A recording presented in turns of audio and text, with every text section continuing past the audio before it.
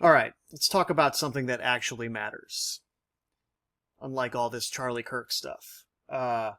Proverbs 16:18 states, "Pride goes before destruction, and a haughty spirit before a fall." This verse warns that arrogance and excessive pride lead to a downfall, a principle that applies both physically and spiritually. I'm as guilty of this as anyone else from time to time. But it's something that is especially dangerous when you're getting into all of the information about the truth of what's really going on.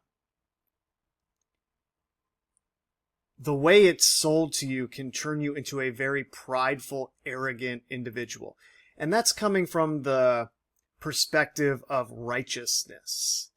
It creates this perspective where you are righteous, you are better than not only all of the people who don't know what you know, but also the people that are doing this to you and everyone else. You become this very prideful, arrogant individual, and you don't even realize it because you think you're fighting for the truth, or you think you're fighting for humanity as a whole, and you lose yourself in that process.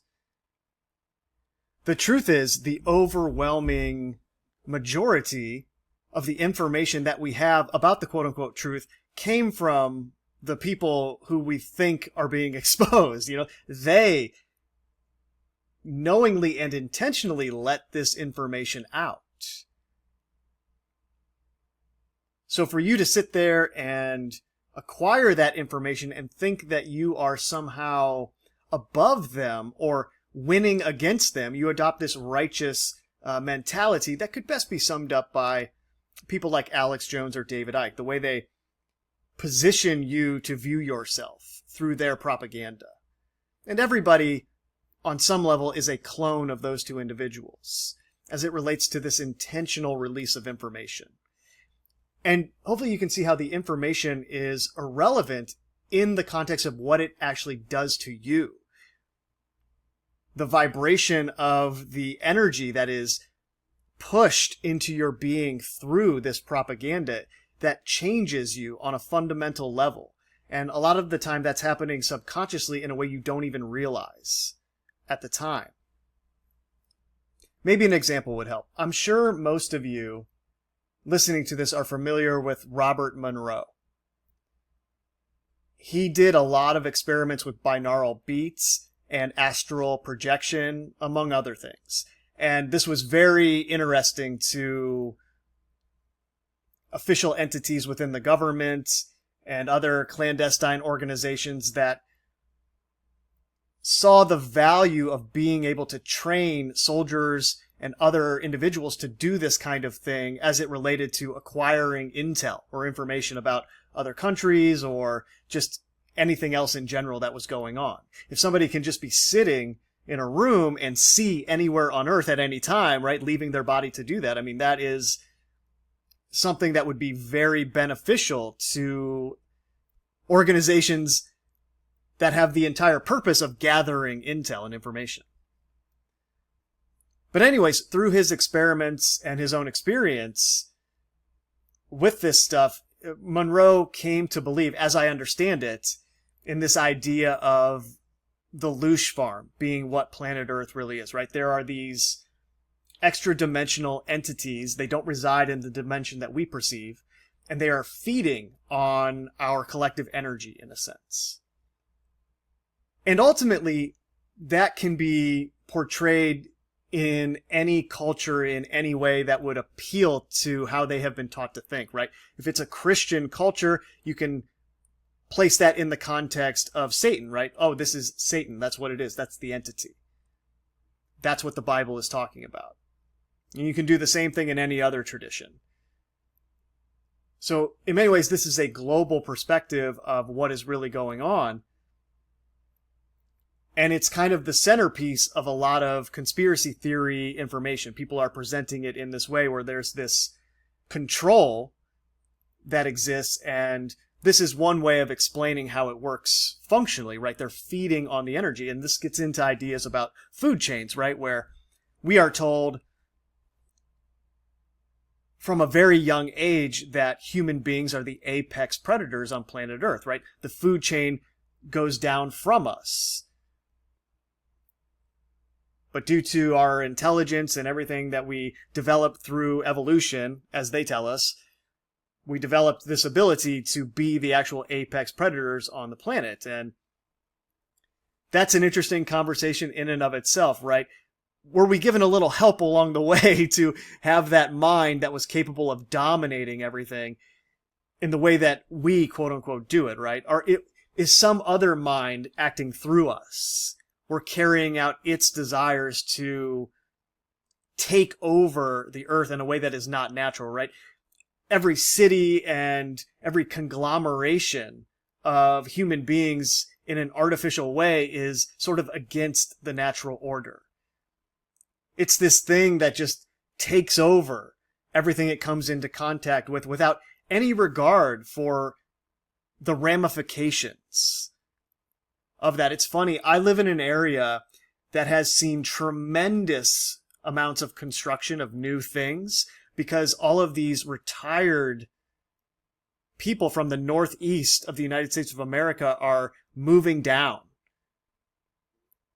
further south and setting up new residences here. And so it's just exploding with new condos and apartment complexes and everything that comes along with that. And I have just slowly watched all of the trees that used to be all around me be taken out without a second thought for what that's doing to the ecosystem.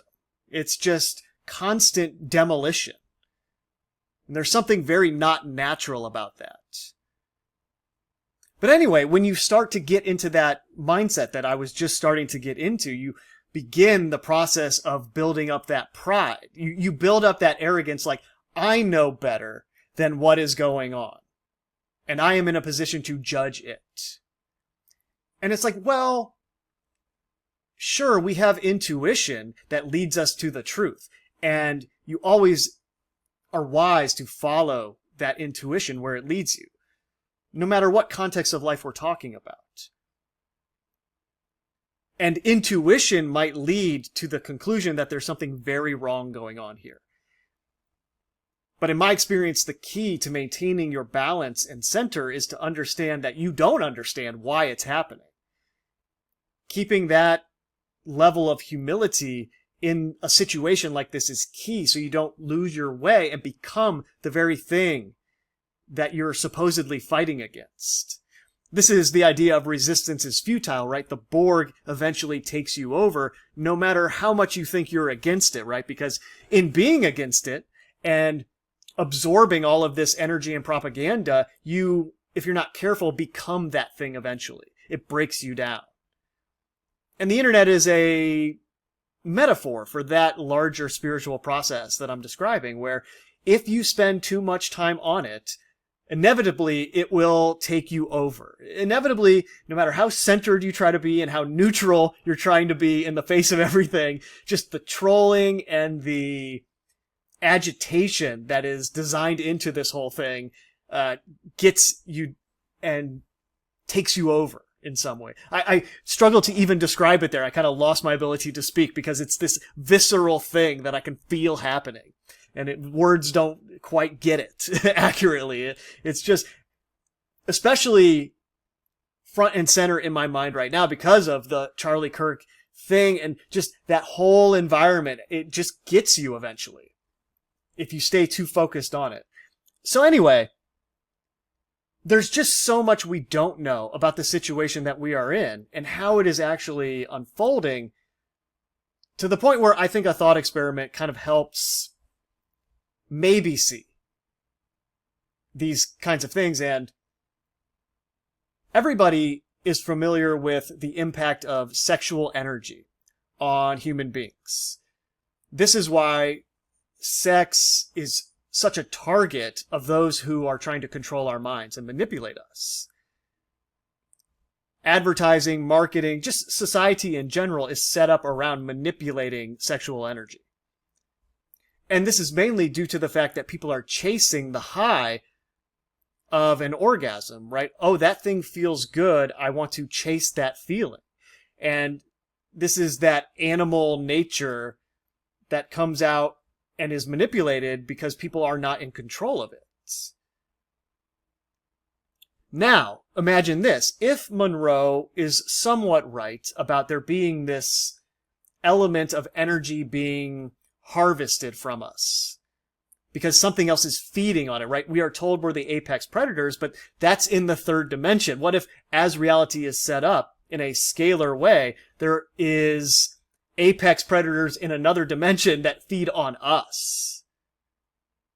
We think we're the apex predator, but that's not entirely true. And then there could even be permutations from that where that entity is being fed on in another dimension, right? The whole thing has endless permutations, but just for the sake of this thought experiment, if we are being fed on in that way, the initial reaction is, well, that's evil. Until you sit there and you go, wait, hold on a second. Am I not doing the same thing every single day when I'm eating food? Now, is the food chain itself natural? Is it some kind of natural scenario where we should be eating life to sustain our own life? I mean, I don't know. Again, this is just underscoring the limitations of what we know about our situation. Could we have been genetically altered at some point and given upgraded abilities in the mind from what we were, so we maintain two different entities at the same time, and that's part of the duplicity that our minds cannot reconcile? We have this animal nature, and then we have this upgraded mind that is seeing things from a different dimension, and those two things are in constant contrast with each other. To the point where the mind can look at the situation via intuition from somewhere that's coming from a place that doesn't have anything to do with any of this, right? This is coming from a place that knows the truth of everything. If you can, by some miracle, tap into that intuition just slightly and see the issue that's going on here, you look at it and you say, oh, there's something wrong with this food chain. I shouldn't be subject to any of this. We shouldn't have to be consuming life to survive. Something's wrong with this. But yet, every day that's going on. We're consuming life to sustain ourselves. And our whole society is set up around that. And from that perspective, it would be the exact same thing for anything that was feeding off of our energy. From its perspective, it would be entirely logical to set up a system where we're essentially farmed, right? Where it extracts the most possible amount of energy from us. And the number one way to do that would be extracting energy from orgasms that have no emotional attachment to them, right? Just mindless orgasms all the time for men and women. Mindless extraction of sexual energy. And that fits with how society is set up, right? We are taught to seek this out. It's made to be very cool, especially for guys, to hook up with as many girls as possible. That makes you a quote-unquote man, right? But if you view it from this perspective, and especially add pornography and the orgasms that are taking place to that every day, taking place to pixels on a computer screen, right? Or a screen in general. Imagine the amount of energy that is being extracted on a minute-by-minute basis on planet Earth just from that alone, right? It's astronomical. You could power a civilization with it. And indeed, that is what it would be, right? But then you add everything else in, the idea that any kind of emotion that's a feeling can be extracted in this way. Well, that explains so much of what we see, right? That explains this idea of blood being spilled constantly, extracting energy from deaths that occur in this way, and then the surrounding misery from the people who have to live in the aftermath, their grief, the way they lash out, the anger, just everything, right, would feed this entity in the same way that we have everything set up to feed us. And you sit there and you say, well, yeah, sure, maybe that logically explains it, but still, I am righteously opposing it. And then you see the folly of that approach because you're like, well, yeah, but if that's what's going on, that righteous energy is feeding it. You just become a part of it eventually. It takes you over through that process. And this is why so much of the words attributed to the man they call Jesus is kind of centering around this idea of neutrality and staying true to yourself in the face of great pressure to be something else. Someone walks up to you and smacks you in the face, and you turn your other cheek and you say, "Oh, go ahead, hit this side too." Right? As opposed to the reaction that they're looking to get from you by smacking you. In any event, the point is, imagine you were in this situation where you were feeding off the emotions of other people. Well, actually, before I do that, isn't it interesting how that's essentially what we are trained to be? People feeding on the emotions of each other. This is why relationships are so toxic for most people. Because it's a form of feeding off the other person when you're not aware of what's going on. I mean, that's how people are trained to interact with each other. And that's how workplaces are set up, right? It's a literal feeding off your employees in that way. At least how they have it set up, right? And then that trains you to be little mini versions of them where you're feeding in the same way. It's all about what you can acquire. It's all about what you don't have and what you want. Constantly wanting more. More feeding. Give me more, more, more, more. That kind of decadence is the ultimate form of arrogance. I deserve all of this, and I will do anything to get it. But imagine you're in that situation, and every time you feed, quote unquote, you get the feeling that we know of as an orgasm. So you have these beings that are feeding on this energy. You can call them fallen angels, call them whatever you want. They're feeding on it, and it's like having an orgasm. Now put yourself in that situation and be honest. Would you be able to abstain from feeding if you were getting that feeling from it? Hopefully you see the corollary there to how difficult it is for us to abstain from the sexual energy. People have so much difficulty with this, myself included. There are some people in the general population who are more asexual and they don't really have these urges one way or another. And in that way, they're kind of lucky that they don't have to deal with it. But the overwhelming majority of people are chasing that feeling and they'll do anything to get it. And it's very, very, very difficult to hold on to that energy and not seek it out or release it, depending on which gender you are. Extremely difficult. It's a drug. I mean, it's like the most addictive drug in existence. In that way, pride goes before your destruction. Your arrogance in claiming you know the reality of the situation and you know you'd be different if you were in the same situation. It's leading to your fall. Because eventually you become them. Because that's the kind of energy that it extracts.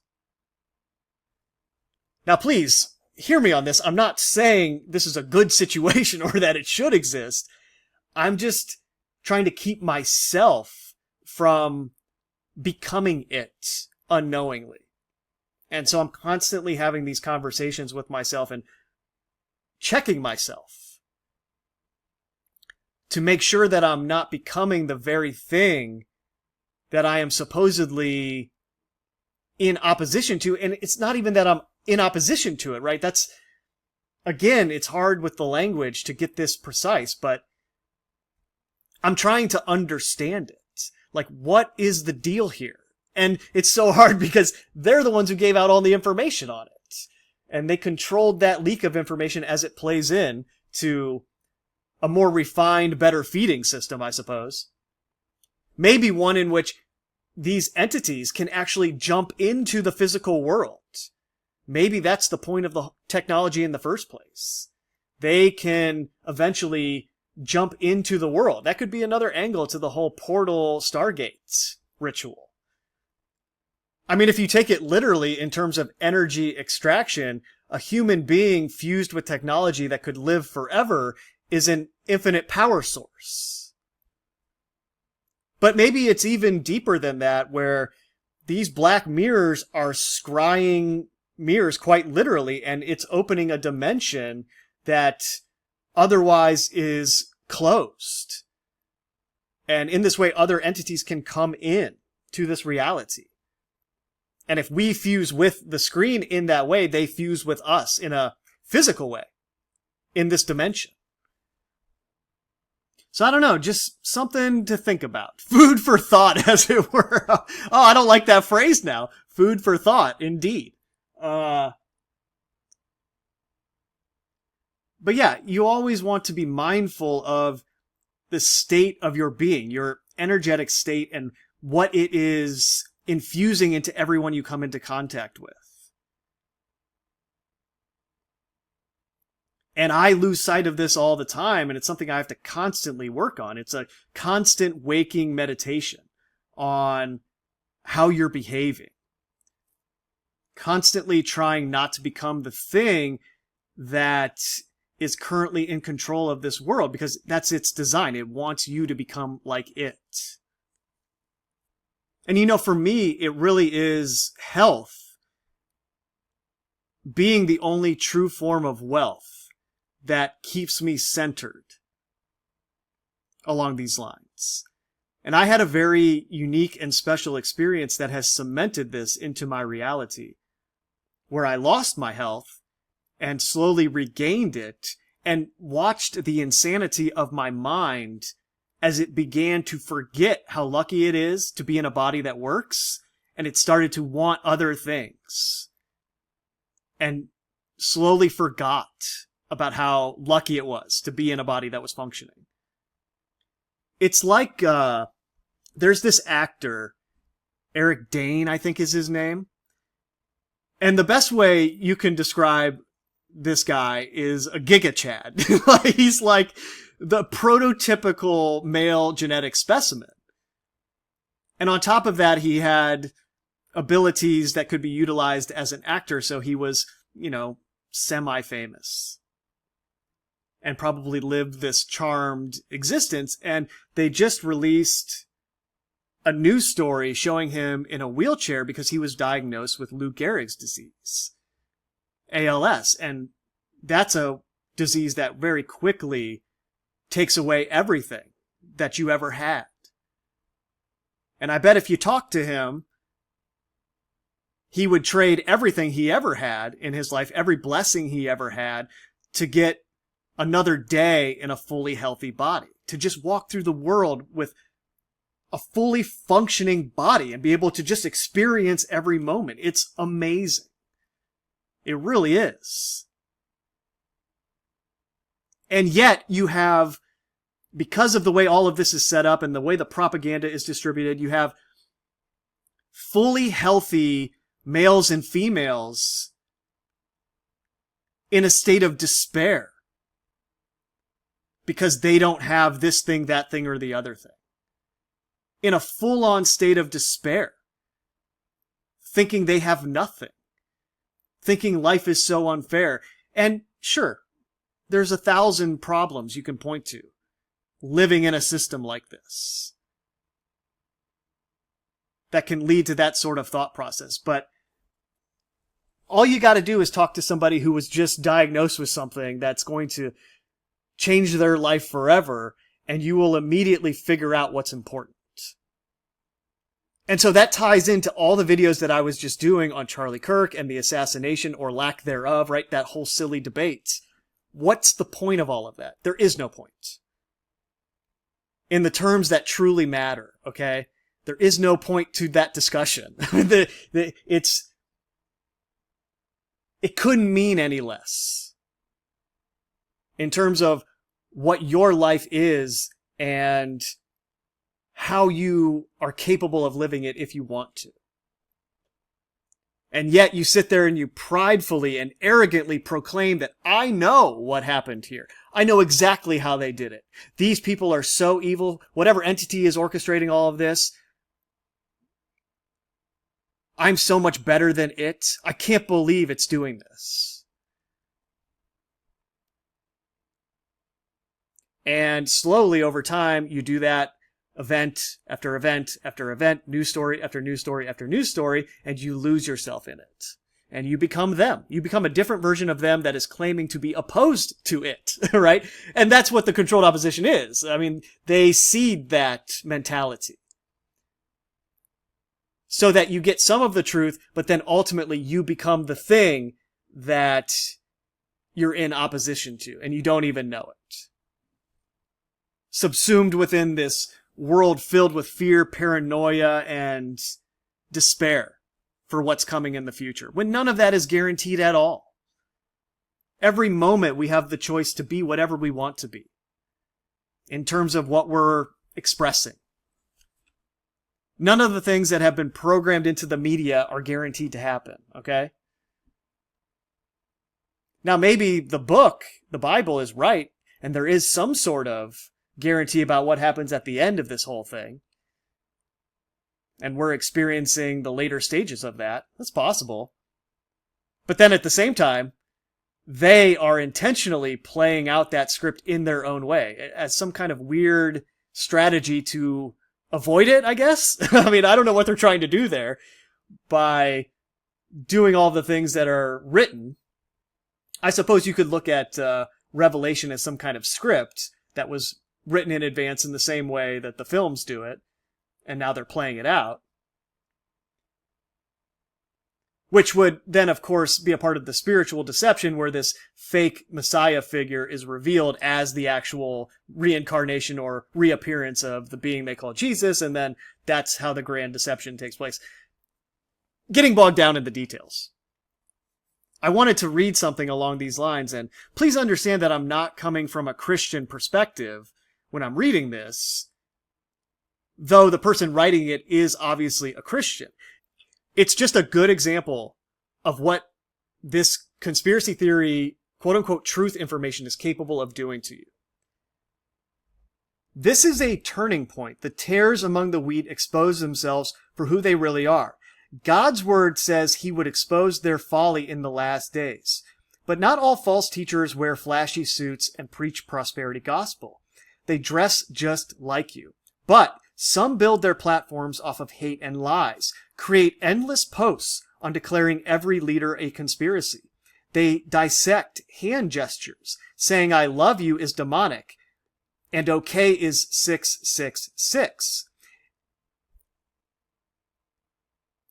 And like Gnostic priests, convince an ignorant audience that only they alone see clearly the truth. Now, do these hand signs actually mean I love you and okay when they're using them? No, of course not. But again, see the bigger point here, okay? See the mentality that is being created through the way that this stuff is explained to you.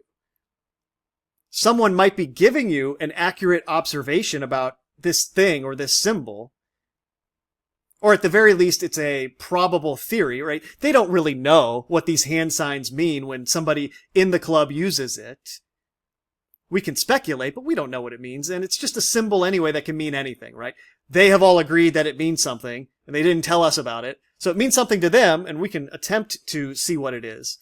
But at the end of the day, we don't even know in the first place. And then second, while you're being shown this thing, they are declaring that only they see. Only they know the real truth. And they always bring you along like a good cult leader does and imply that if you agree with them, you see it too and you're special like they are. It's pride and arrogance. But the conspiracy theorists carry no burden for the lost. They don't mourn with those who mourn. They don't help the afflicted, poor, or needy. They don't share facts or comforting truth of Scripture. They don't love, but attack. Is this not the sin of Sodom? Now this was the sin of your sister Sodom. She and her daughters were arrogant, overfed, and unconcerned. They did not help the poor and needy. She was proud and committed detestable sins, so I wiped her out as you have seen. Those were two quotes from, I assume, the Bible, but so they, full of themselves, resort to slander and false accusations of every kind and call Charlie a fraud, a mason, a political idol. They make it their point that he was not a martyr, as if to say John the Baptist was not either for calling out evil. They mock his widow, say she is Illuminati, a devil, and say she was involved in child trafficking in an effort to outdo another conspiracy theorist. And they will continue to desecrate his memory with no end in sight. Now remember, like I said, this is not my agreement with everything being written here, because we know who Charlie Kirk was, but just see the larger point as it relates to pride, arrogance, and a haughty spirit being turned into the very thing that you think you're in opposition to, or at the very least that you are having the intuition that you know you're not a part of, truly. Meaning, if you assume that Charlie Kirk was one of them, he's in on it in every way, and they killed him for whatever reason as a part of this, let's just assume that. Everyone talking about this on the internet is completely losing sight of the fact that whoever and whatever he really was and was a part of, there are all kinds of people around him who aren't directly a part of it in the same way he was. And they're struggling through this time right now. They're mourning. I'm talking about like an intern fresh out of college who was working for Turning Point USA, thinking they were doing something great. They don't know anything about anything, and they got sucked into it. And they're going through a traumatic experience. And you are on the internet doing this. You're slandering in so many different ways. You don't really know what happened. And you're losing touch with any kind of understanding for what someone else is going through in a moment like this. That's why the nobody died, nobody got hurt disinformation in particular exists, because it detaches you from all of these situations and turns you extremely arrogant, rude, and aggressive. Zach Hubbard is probably one of the best examples of this. That's the kind of personality that they want you to replicate. That is very literally you turning into it. If everybody was a little clone of that character. You become very prideful. And you are completely detached from the real human experiences that are associated with all of this stuff. They roll their eyes at our disbelief, shock, and grief and say, I thought you were a Christian. I'll see myself out. You're under another spirit. No, you are. You're under a spirit of wicked, manipulating pride. You have a form of godly elitism about you, but you are spiritually blind. You think you are a remnant believer, but you're just another annoying loud echo of the religious but lost Pharisees who said Jesus had a demon because he didn't fit their spiritual mold. Now, even this individual is kind of falling into the trap as they're describing this, but it's understandable, right? It's easy to get all worked up when you're discussing this stuff. I do it. You do it. Everybody does it from time to time. All we can do is learn from our mistakes and be better in the future, you know? The last days are said to be full of those who are proud, ungodly, blasphemous, slanderers without any natural affection, unthankful, false accusers, traitors, heady, high-minded. That is the conspiracy theory scene, okay? Hopefully you can see how what was written here, as imperfect as it was, is directly related to what I'm describing about what this information does to you if you're not careful.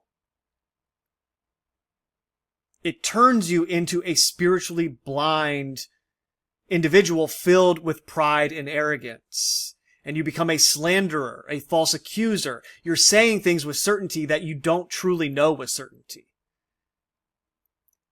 You're coming at it with this energy that has been infused into you because it wants to turn you into it.